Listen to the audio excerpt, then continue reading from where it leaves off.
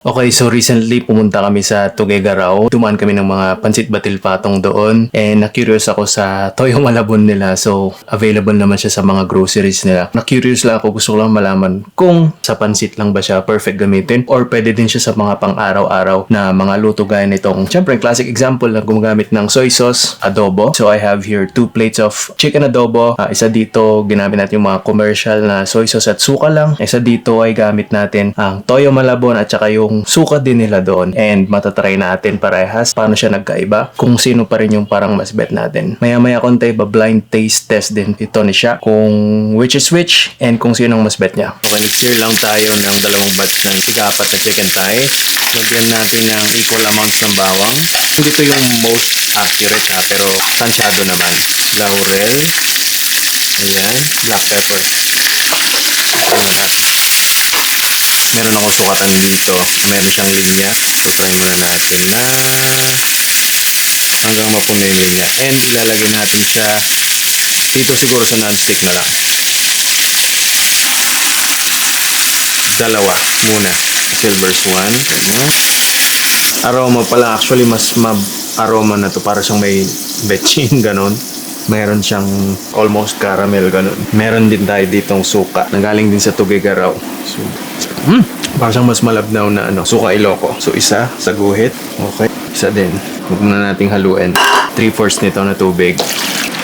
Mag-add lang din ako ng konting patatas lang. Kasi dami mo dati yung tea. 3 days. Mas dark talaga to. Meron siya talagang dark soy sauce na style compared dito sa yung regular na commercial na soy sauce na nabibili sa mga supermarket. Although, mas yung aroma niya parang meron siyang caramel, merong almost betchin na amoy. Parang ganun. So, curious to see how it's gonna turn out.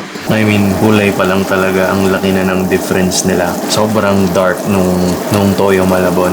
Anyway, pa-reduce na yung sauce niya and malambot na rin. Lagay lang tayo ng konting sugar, half ng tablespoon siguro. So again, hindi siya yung pinaka accurate kumbaga, para lang makita natin yung difference sa flavor profile. Siguro naman ma-distinguish natin. So try natin, malapit na. Plating na rin. Manay ba? Ano yan? Adobo. Ito yung unang adobo natin. Ano siya? Ito naman yung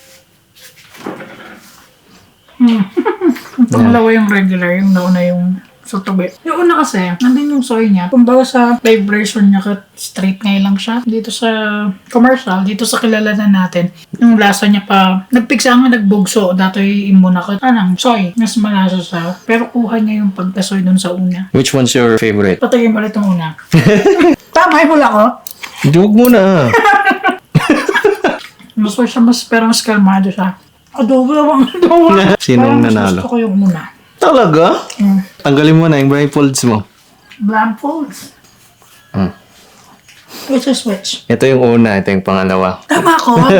Pero mas makulay ang Mas Kaya nga, makulay yung sa yun yung Malabon. difference. Sige ka, tsak pa, shotak pa Tapos, nagsubli ka mga tanton. Oh my God, that day, mamayin ko nga plate. Sige ka. This is the Toyo Malabon. Ito naman yung control or yung standard adobo natin.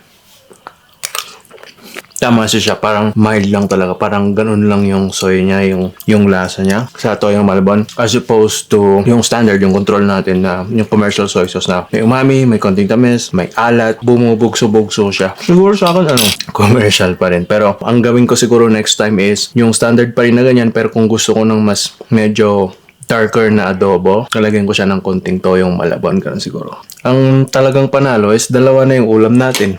Mas marami na tayong ulam na adobo.